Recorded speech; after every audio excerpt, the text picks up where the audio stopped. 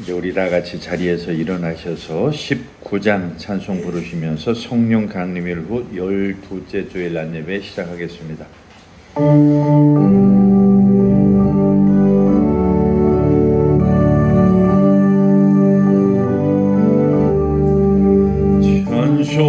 찬송하는 소리 있어 사랑에 어하도다 하늘 아버지의 이름 거룩하도다 세상 사람 전하자 거룩하신 하나님 할렐루야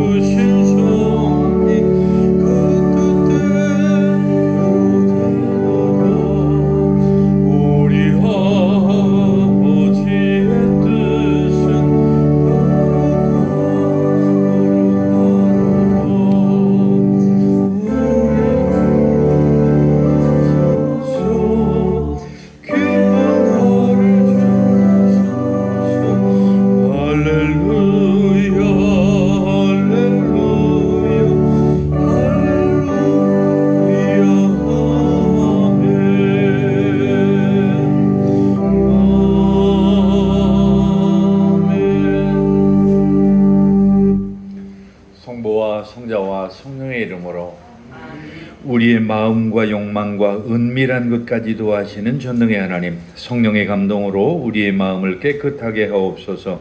하나님을 온전히 사랑하고 그 거룩하신 이름을 진심으로 찬양하게 하옵소서. 주 예수 그리스도의 이름으로 기도하옵나이다.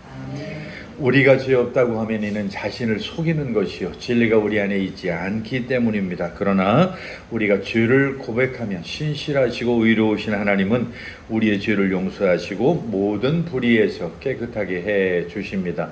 이제 지난 한 주간 우리의 삶을 돌아보면서 조용히 자신의 죄를 고백하는 시간을 갖겠습니다.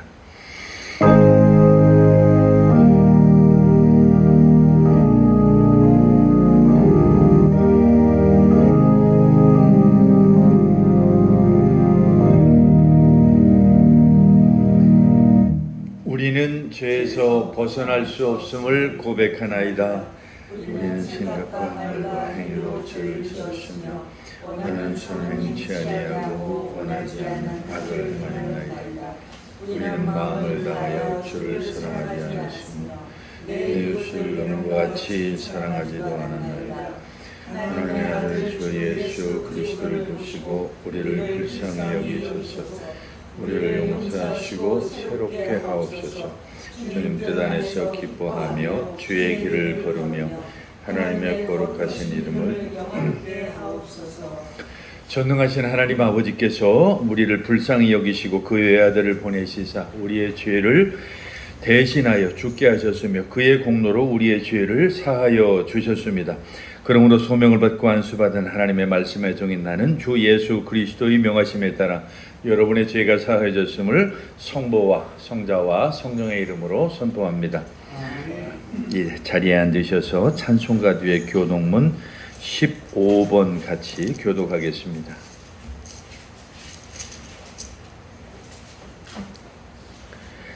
교독문 15번 시편 27편의 말씀입니다.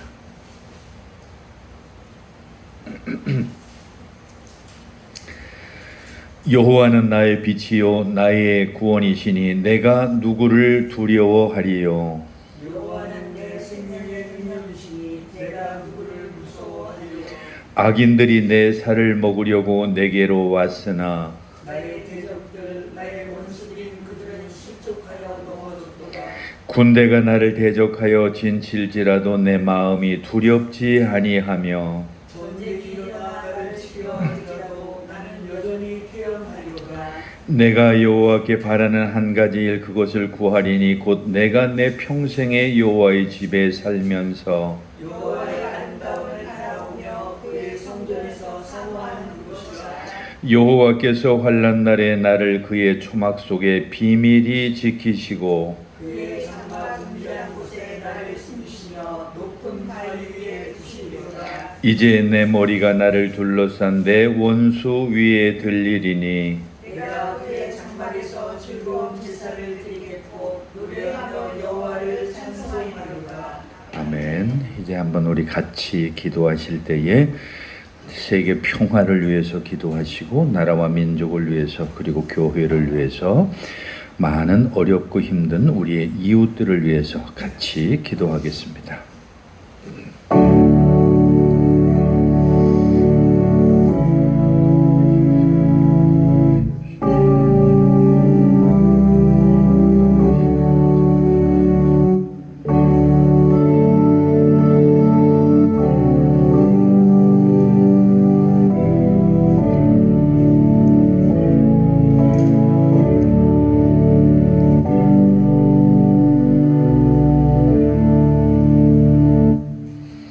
오늘 같이 보실 구약 성경의 말씀은 이사야서 56장의 말씀입니다. 구약 성경 1036쪽에 있는 이사야서 56장 두 군데 보겠습니다. 먼저 1절 그리고 6절로 8절까지 말씀입니다.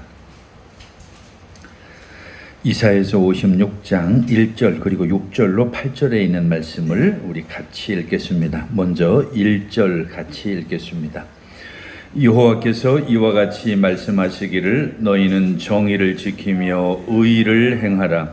이는 나의 구원이 가까웠고 나의 공의가 나타날 것임이라 하셨도다. 6절로 8절까지 말씀입니다. 또 여호와 연합하여 그를 섬기며 여호와의 이름을 사랑하며 그의 종이 되며 안식일을 지켜 더럽히지 아니하며 나의 언약을 굳게 지키는 이방인마다 내가 곧 그들을 나의 성산으로 인도하여 기도하는 집에서 그들을 기쁘게 할 것이며 그들의 번제와 희생을 나의 제단에서 기꺼이 받게 되리니 이는 내 집은 만민이 기도하는 집이라 일컬음이 될 것임이라. 이스라엘의 쫓겨난 자를 모으시는 주 여호와가 말하노니 내가 이미 모은 백성 외에 또 모아 그에게 속하게 하리라 하셨느니라. 아멘. 오늘 서간문은 로마서 11장의 말씀입니다. 로마서 11장 신약성경 254쪽에 있는 로마서 11장 두 군데로 나눠서 보겠습니다. 먼저 13절로 15절 그리고 28절로 32절입니다. 먼저 로마서 11장 13절로 15절을 우리 같이 읽겠습니다. 내가 이방인인 너희에게 말하노라. 내가 이방인의 사도인 만큼 내 직분을 영광스럽게 여기노니 이는 혹 내 권력을 아무쪼록 시기하게 하여 그들 중에서 얼마를 구원하게 하려 함이라. 그들을 버리는 것이 세상의 화목이 되거든 그 받아들이는 것이 죽은 자 가운데서 살아나는 것이 아니면 무엇이리요. 28절로 32절까지는 말씀입니다. 복음으로 하면 그들이 너희로 말미암아 원수된 자요 택하심으로 하면 조상들로 말미암아 사랑을 입은 자라. 하나님의 은사와 부르심에는 후회하심이 없느니라. 너희가 전에는 하나님께 순종하지 아니하더니 이스라엘이 순종하지 아니하므로 이제 긍휼을 입었는지라. 이와 같이 이 사람들이 순종하지 아니하니 이는 너희에게 베푸시는 긍휼로 이제 그들도 긍휼을 얻게 하려 하심이라. 하나님이 모든 사람을 순종하지 아니하는 가운데 가두어 두심은 모든 사람에게 긍휼을 베풀려 하심이로다. 아멘. 찬송가 543장 찬송 드리겠습니다.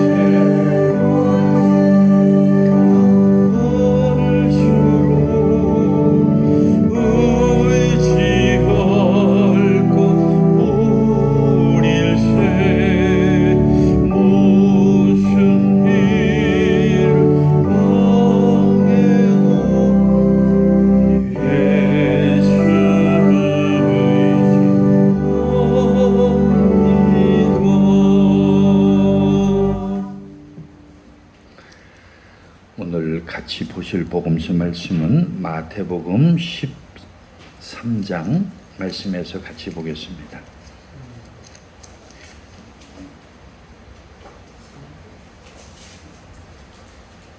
죄송합니다. 오늘 마태복음 15장입니다. 우리 주보에 거기 시커멓게 되어 있어서 마태복음 15장 21절로 28절까지 있는 말씀입니다. 오늘의 주님의 말씀인 마태복음 15장 21절로 28절까지 있는 주님의 말씀을 펴시고 주님의 말씀을 듣기 위해서 자리에서 일어서시겠습니다.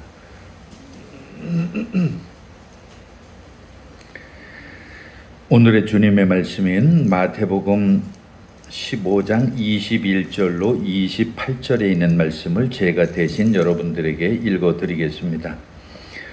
예수께서 거기서 나가서 두로와 시돈 지방으로 들어가시니 가나안 여자 하나가 그 지경에서 나와서 소리질러 이르되 주 다윗의 자손이여 나를 불쌍히 여기소서 내 딸이 흉악하게 귀신 들렸나이다 하되 예수는 한 말씀도 대답하지 아니하시니 제자들이 와서 청하여 말하되 그 여자가 우리 뒤에서 소리를 지르오니 그를 보내소서. 예수께서 대답하여 이르시되 나는 이스라엘 집에 잃어버린 양 외에는 다른 데로 보내심을 받지 아니하였노라 하시니 여자가 와서 예수께 절하며 이르되 주여 저를 도우소서. 대답하여 이르시되 자녀의 떡을 취하여 개들에게 던짐이 마땅하지 아니하니라. 여자가 이르되 주여 올소이다마는 개들도 제 주인의 상에서 떨어지는 부스러기를 먹나이다 하니 이에 예수께서 대답하여 이르시되 여자여 내 믿음이 크도다 내 소원대로 되리라 하시니 그때로부터 그의 딸이 나으니라. 사도신조로 우리 신앙 고백 드리겠습니다. 전능하사 천지를 만드신 하나님 아버지를 내가 믿사오며 그 외아들 우리 주 예수 그리스도를 믿사오니 이는 성령으로 잉태하사 동정녀 마리에게 나시고 본디오 빌라도에게 고난을 받으사 십자가에 못 박혀 죽으시고 장사한 지 사흘 만에 죽은 자 가운데서 다시 살아나시며 하늘에 오르사 전능하신 하나님 우편에 앉아 계시다가 저리로서 산자와 죽은 자를 심판하러 오시리라.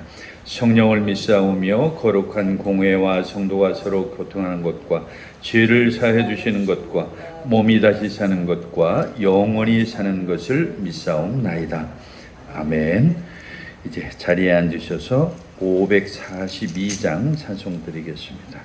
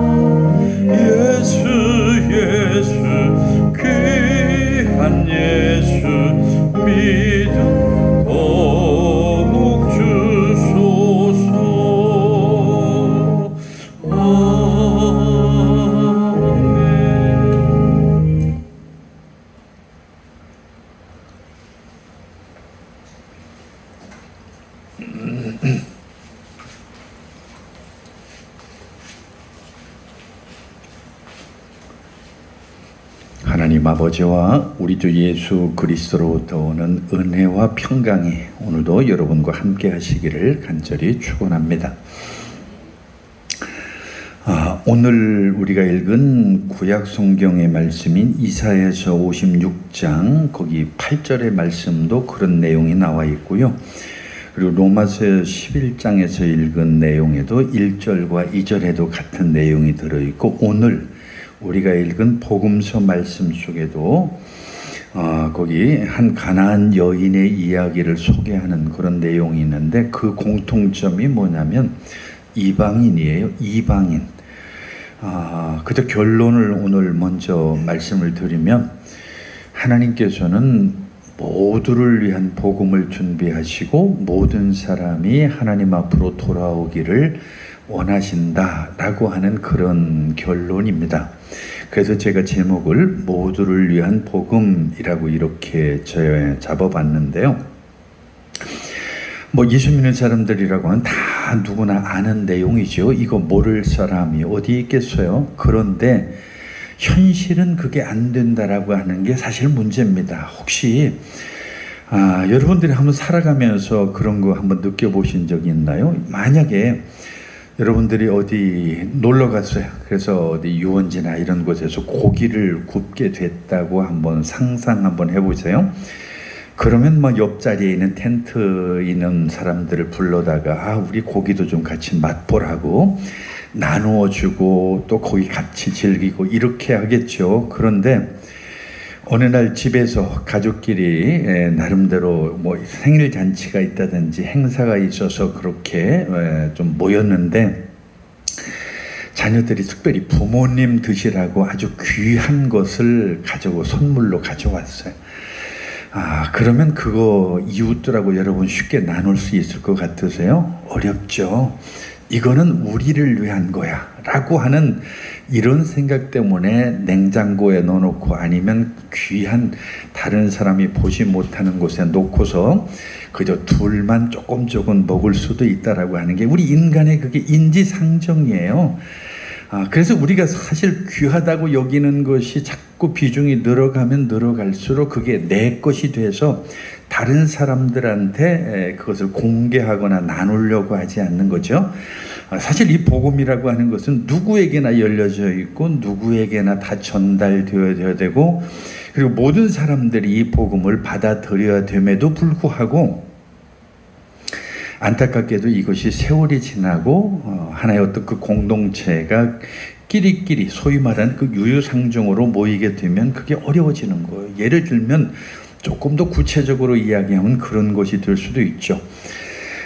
교회가 작을 때는 정말 여기저기서 막 왔으면 좋겠어요. 사람들이 막 와서 빈자리도 채워주고, 그리고 같이 더불어서 함께 찬송도 부르고 같이 성경 공부도 하고 이러면 얼마나 좋겠어요. 그 간절함이 있죠. 그런데 어느 날 이제 교회가 그런 과정을 거쳐서 자립을 했어요. 자립을 하고 보니까 이제 즐겁거든요. 자립하니까 이제 재정적인 걱정이 있기를 해요.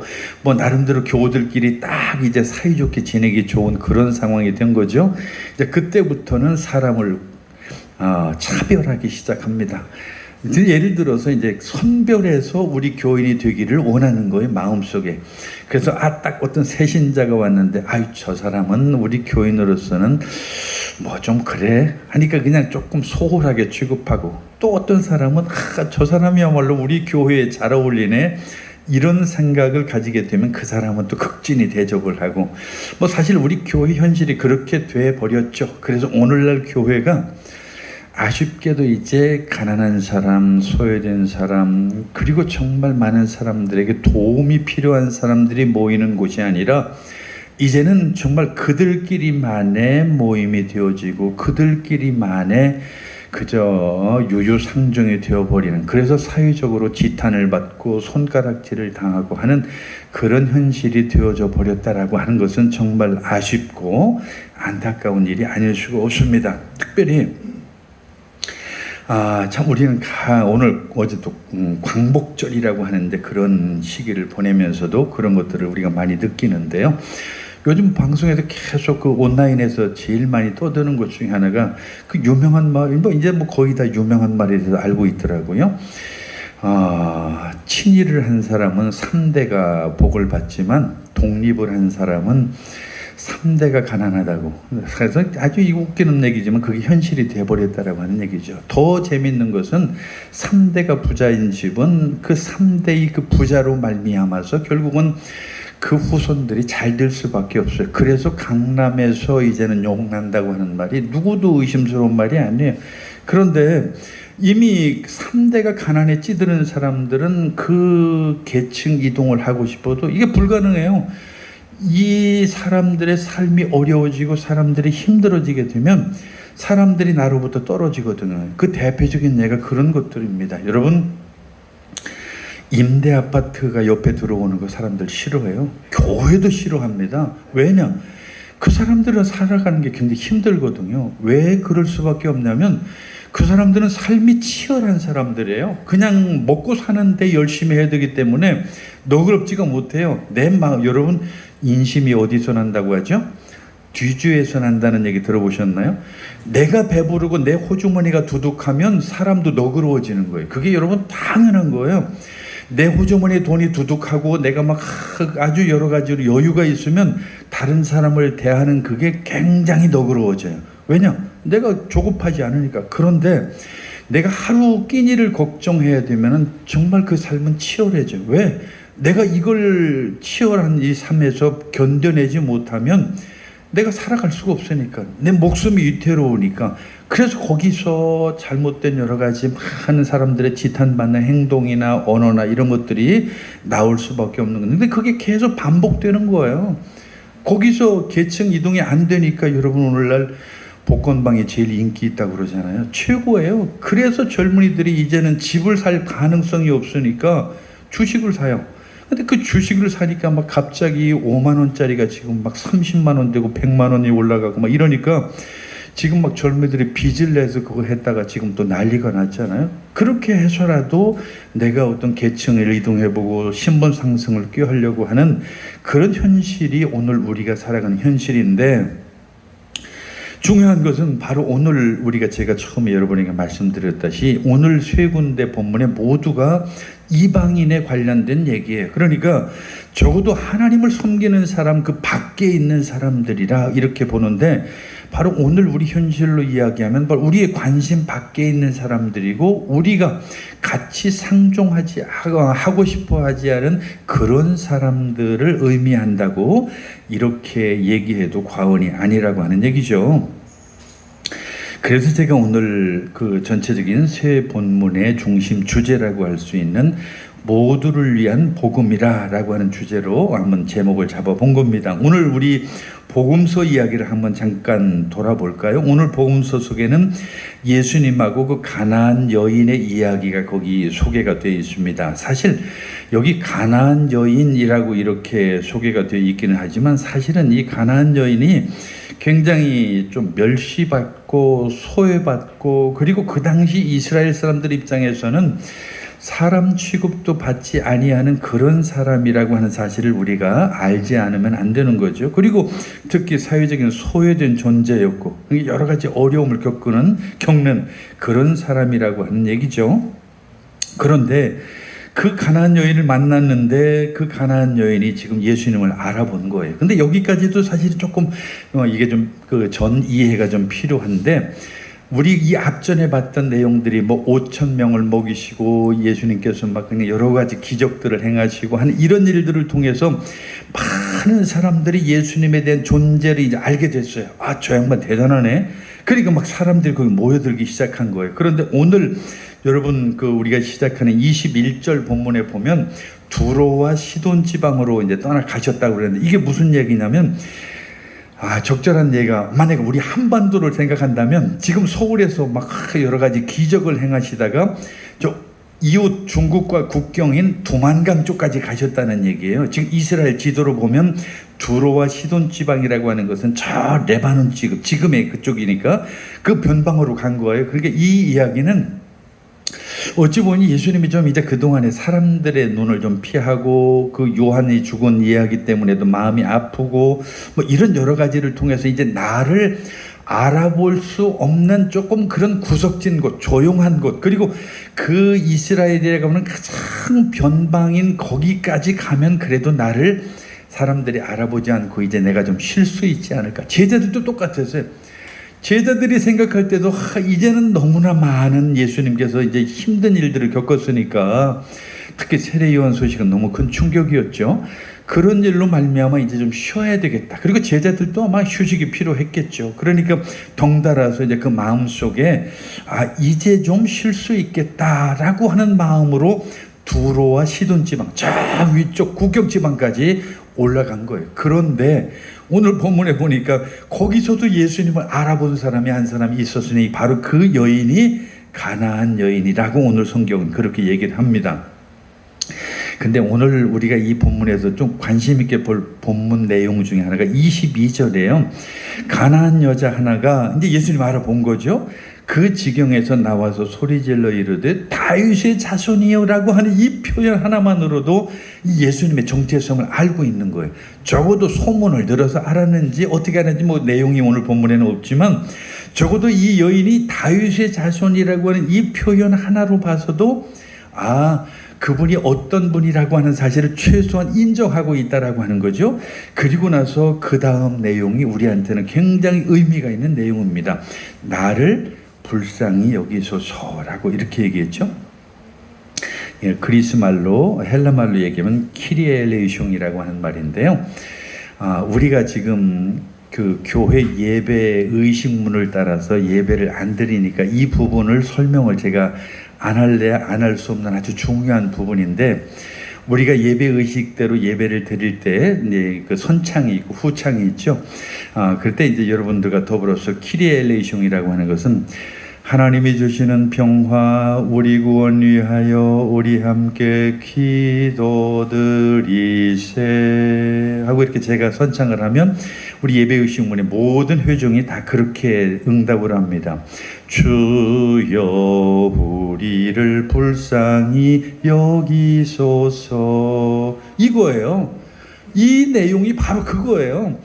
주님 우리를 불쌍히 여겨주시옵소서라고 하는 예배 앞에, 하나님 앞에 우리가 나왔을 때에 가나안 여인이 그 예수님 앞에서 간절한 마음으로, 물론 이제 그 뒤에 얘기 나오는데 딸이 흉악하게 귀신이 들려가지고 아주 굉장히 힘들어하는 그 여인, 그리고 그 지역에서 이방인으로서 천대받는 그 여인이 겪어야 될 그 상황을 우리가 염두에 두면서 그 여인이 지금 예수님을 향해서 나를 불쌍히 여겨달라고, 예수님 나를 불쌍히, 이것처럼 솔직하고 간절한 외침이 어디 있겠어요? 정말 이게 바로 키리엘레이숑이라는, 우리 예배 의식문에서 만약에 그 내용을 알고 이 상황을 알고서 우리가 그 예배 의식문대로 만약에 예배를 드린다고 한다면 그 한순간 한순간이 우리에게 감동이죠. 그냥 형식적으로 주여 우리를 불쌍히 여기소서 하고 그냥 노래로서 우리가 그걸 한다고 한다면 그건 정말 의미 없는 거죠. 오늘 이 여인의 마음을 가지고서 우리가 그렇게 예배를 드린다고 한다면 그게 오늘 우리 예수님 앞에 우리가 예배를 드리러 오는 우리의 마음가짐이라고 하는 거예요. 우리는 정말 하나님 앞에 그런 마음으로 오는 거죠. 저나 여러분이 이 세상에서 어떤 모습으로 살아가든지 어떤 형태로든지 살아가든지 간에 정말 하나님 앞에 나올 때 심정은 바로 이거예요. 주님 나를 좀 불쌍히 여겨주세요. 내가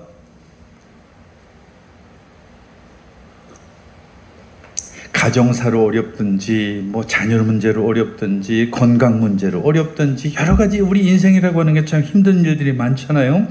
그런 때에 정말 하나님 앞에 우리가 나와서 드릴 수 있는 가장 좋은 기도, 가장 간절한 기도는 이거죠. 주님 나를 불쌍히 여겨 주시옵소서. 어쨌든 그래서 이제 그런 상황 속에서 이제 벌어지는데 그 여인이 22절 끝에 보면 자기의 그 가정사를 잠깐 얘기를 합니다. 내 딸이 흉악하게 귀신이 들렸어요. 나 어떻게 하면 좋죠? 나를 좀 불쌍히 여겨 주시옵소서 라고 이렇게 이야기를 합니다. 근데 여기에는 또 상당히 좀 그 뒤쪽 이야기하고 우리에게 좀 기대대로 우리의 예상대로 펼쳐지지 않은 극적인 반전이 좀 거기 이루어지는 것을 볼 수가 있죠. 그때 예수님이 그냥 그래? 하고서 그냥 그 이야기를 듣자마자 뭐 머리에 손을 얹고 기도해 주신다거나 아니면 그 한마디에 정말 감동을 하셔서 그래 무슨 고민인지 그 고민이 정말 이제 너의 믿음으로 바로 해결이 됐다고 이렇게 말씀해 주시면 좋겠는데 거기 23절에 보면 한 말씀도 대답을 안 했다고. 사실 이런 것들은 우리의 상식으로는 좀 많은 상상을 불러일으키는 그런 본문이에요. 거기에 뭐 오늘 이 복음서 본문에 뭐 구체적으로 그 설명이 되어져 있다고 한다면 뭐 충분히 이해가 되죠. 근데 예수님 왜 말씀을 안 하셨을까라고 하는 것은 우리가 여러 가지 많은 상상을 할 수밖에 없는 그런 내용이죠. 그런데 이제 거기 있던 제자들이 그 반응도 우리가 충분히 예상할 수 있는 거죠. 제자들이 와서 23절 중간입니다. 제자들이 와서 청하여 말하되 이 여자가 우리 뒤에서 소리를 지르오니 그를 보내소서.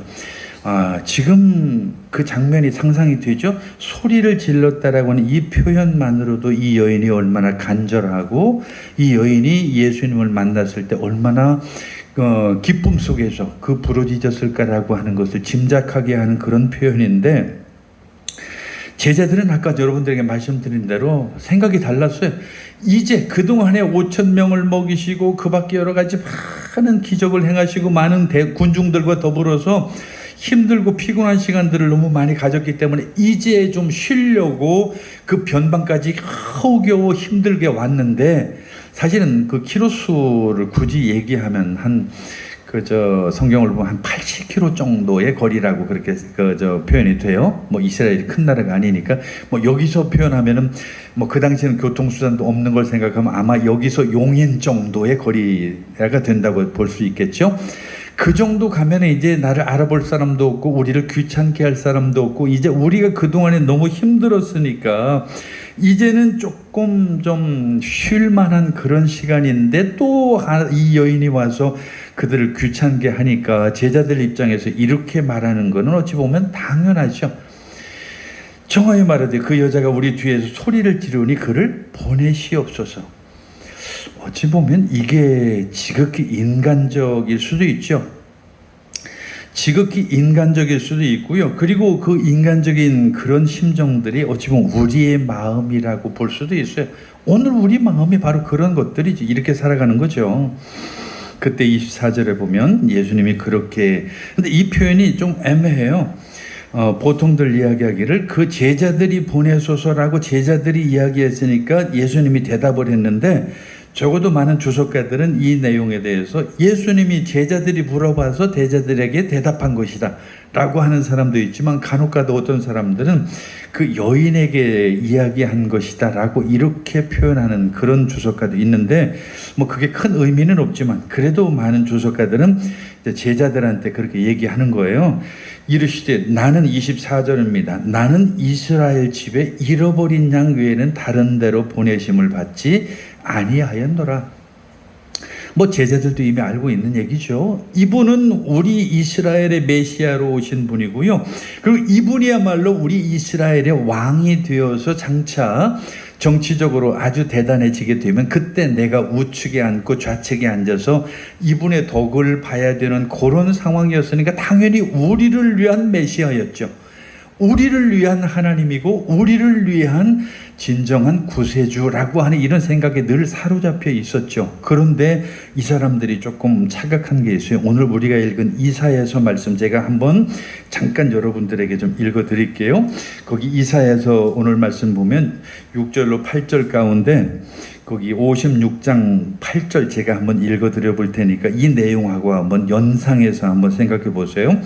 이스라엘의 쫓겨난 자를 모으시는 주 여호와가 말하노니 내가 이미 모은 백성 외에 또 다른 백성들을 모아 그에게 속하게 하리라. 이게 바로 하나님의 뜻이라고 하는, 사실은 그들 오래전 그 구약 성경에 그 전통적으로 내려오는 이사야 선지자의 그 이야기에 대해서 이 사람들은 결코 그렇게 생각하지 못했던 거예요. 오늘 저나 여러분이 아까 제가 처음에 말씀드린 얘기하고 똑같은 거예요. 처음에 교회가 어렵고 교회가 힘들고 처음에 무슨 개척 단계라고 그럴 거예요. 아니면 자립하지 못했을 때는 그냥 아무나 좋으니까, 아무든지 좋으니까 제발 이 빈자리만 좀 채워지면 좋겠습니다라고 그렇게 간절하게 생각을 하고 있다가, 그리고 그런 하나님이라고 하는 사실을 그때는 알아요. 그러나 교회가 자립하고 교인들이 적당한 게 재미있으면 이제 그때부터는 바로 이 교회는 내 교회고 우리의 교회라고 하는 사고에 머무르게 되는 거죠. 그래서 괜히 쓸데없는 사람들이 와서 분탕치는 걸 싫어하고, 괜히 우리 교회 수준에 맞지 않는 사람들이 오는 게 또 싫은 거예요. 우리 교회는 그래도 이런 중산층 상류층들이 오고 배운 지식층들이 모이는 교회인데 어떻게 저런 사람이 우리 교회에 왔지? 라고 하면서 그 사람에 대한 눈총을 반가운 눈총보다도 괜히 왜 왔지? 라고 이렇게 물을 수밖에 없는 그런 현실. 그게 바로 이 시각의 변화죠. 오늘 제자들이 그렇습니다.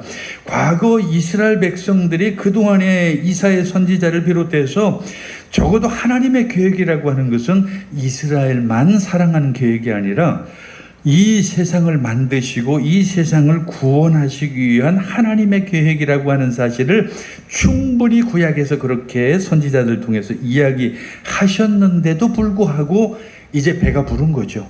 이제 제자들 입장에서는 굳이 저런 사람까지 우리가 구원해야 되나? 저런 이방인, 저런 가나안 여인까지도 우리가 우리 가운데로 들여보내야 되나라고 하는 의문이 생긴 거예요. 좀 안타까운 얘기죠. 오늘 우리 현실을 이야기하는 것처럼 생각이 되어져서 굉장히 아쉬운 이야기입니다. 어쨌든 그리고 또 예수님의 대답도 굉장히 좀 충격적입니다. 나는 이스라엘 집에 잃어버린 양 외에는 다른 데로 보내심을 받지 아니했다.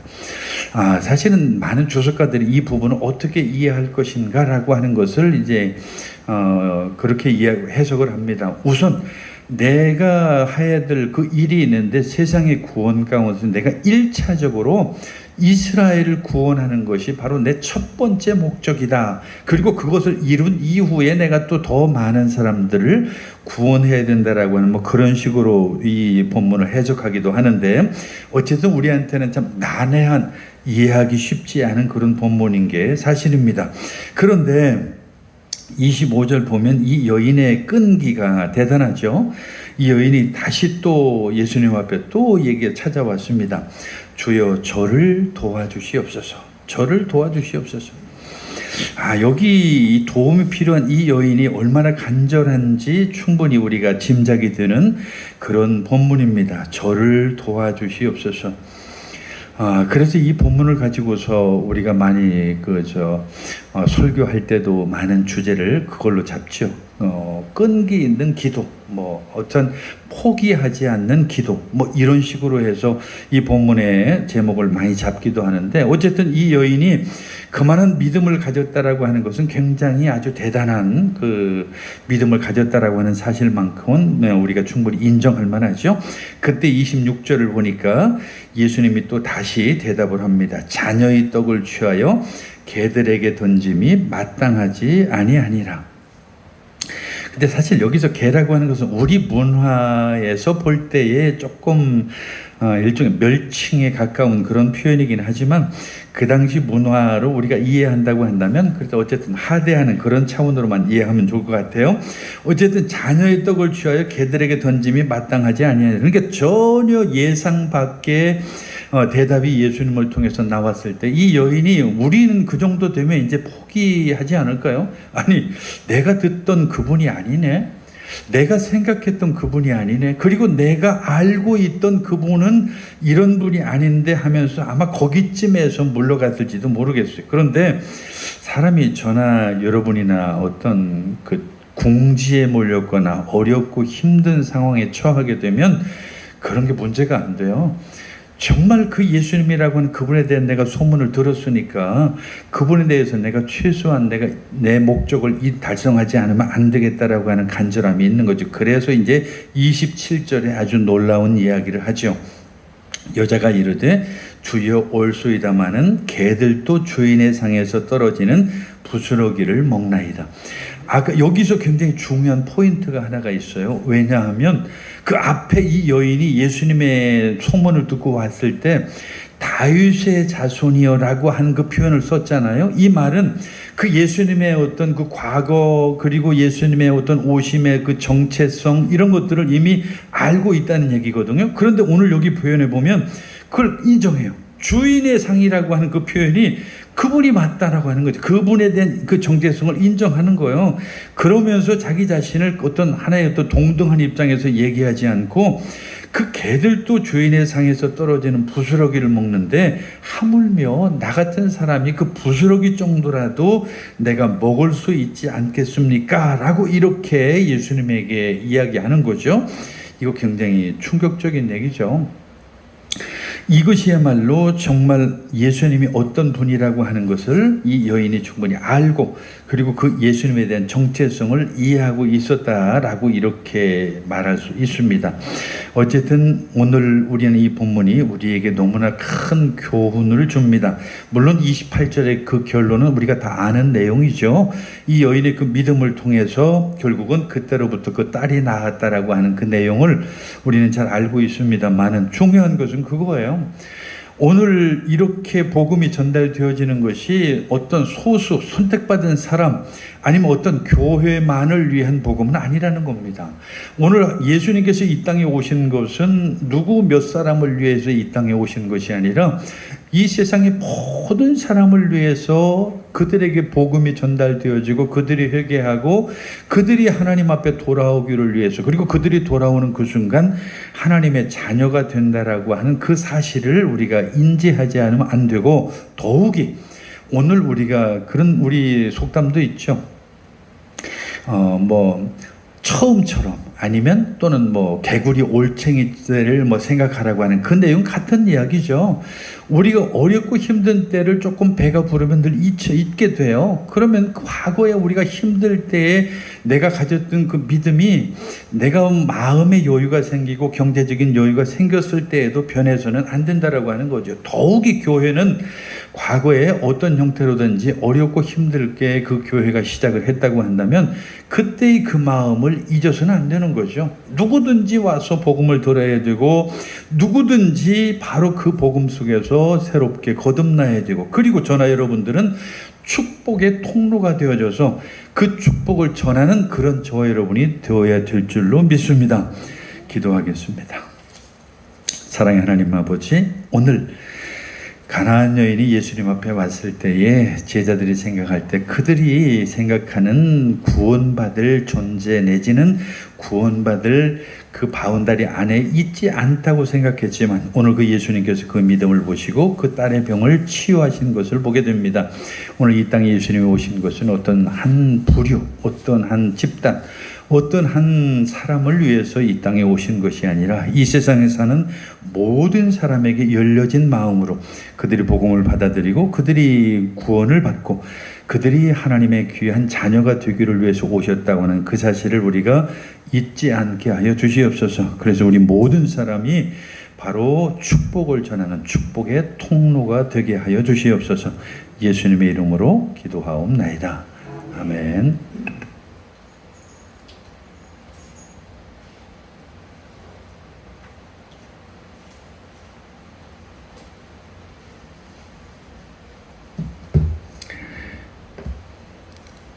이제 우리 545장 부르면서 봉헌 드리겠습니다.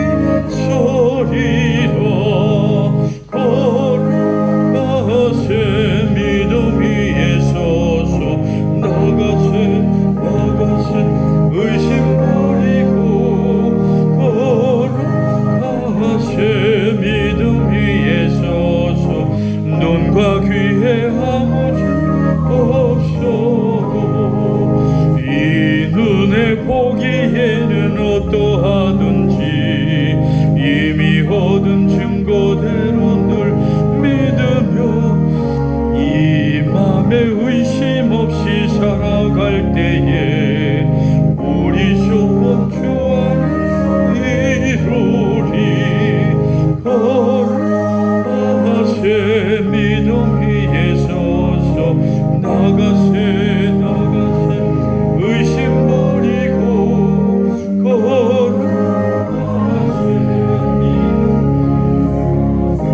눈과 귀에 아무 증거 없어도 주님의 거룩함 두고 맹세하 주 하나님 아버지는 장미보다 그 귀한 모든 약속 믿는 자에게 능치 못한 무슨 있을까 걸어가세 믿음 위에 서서 나가세 나가세 의심 버리고 걸어가세 믿음 위에 서서 눈과 귀에 아무 없어도. 기도하겠습니다. 사랑이 많으신 하나님 아버지, 오늘 우리에게 전해진 복음이 나만을 위한 복음이 아니고 소수를 위한 복음이 아니라 모든 사람을 위한 복음이라고 하는 사실을 우리가 잊지 않게 하여 주시옵소서. 오늘도 하나님 앞에 드려진 물질이 있습니다. 기뻐 받으시고 그 물질이 닿는 곳마다 놀라운 하나님의 역사가 나타나게 하시고 드린 손길마다 큰 복과 은혜를 더하여 주셔서 이 땅에 살아가는 동안 더 크게 더 열심히 주의 일을 감당할 수 있도록 더 많은 것으로 채워 주시옵소서. 드리지 못한 손길 위에 은혜를 더하시고 더 큰 믿음으로 하나님 안에서 살아갈 수 있도록 도와주시옵소서. 예수님의 이름으로 감사드리며 기도했습니다. 아멘. 예, 주보 뒤에 있는 광고 참고하시기 바라겠고요. 저 위에 아직 좀 남았나요?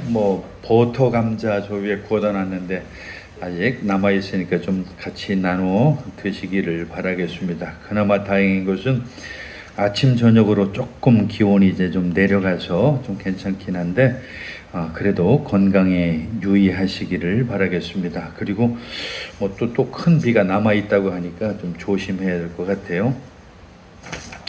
예, 이제 우리 다 같이 자리에서 일어나셔서 1장 찬송 부르시고 축도로 마치도록 하겠습니다.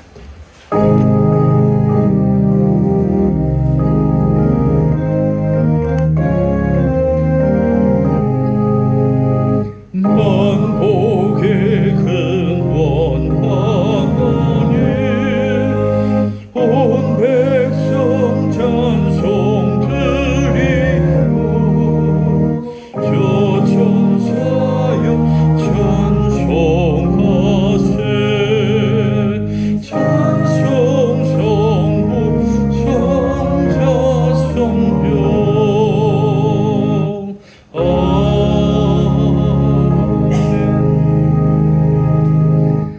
이제는 우리 주 예수 그리스도의 크신 은혜와 하나님 아버지의 극진하신 사랑과 성령의 감동함과 교제 교통하심이 이제 모든 사람을 위한 복음이라고 하는 것을 인지하고 모든 사람에게 복음을 전하는 복음을 전하기 원하는 사랑하는 모든 성도들 머리 위에 이제부터 영원까지 함께 하시기를 간절히 축원하옵나이다. 아멘.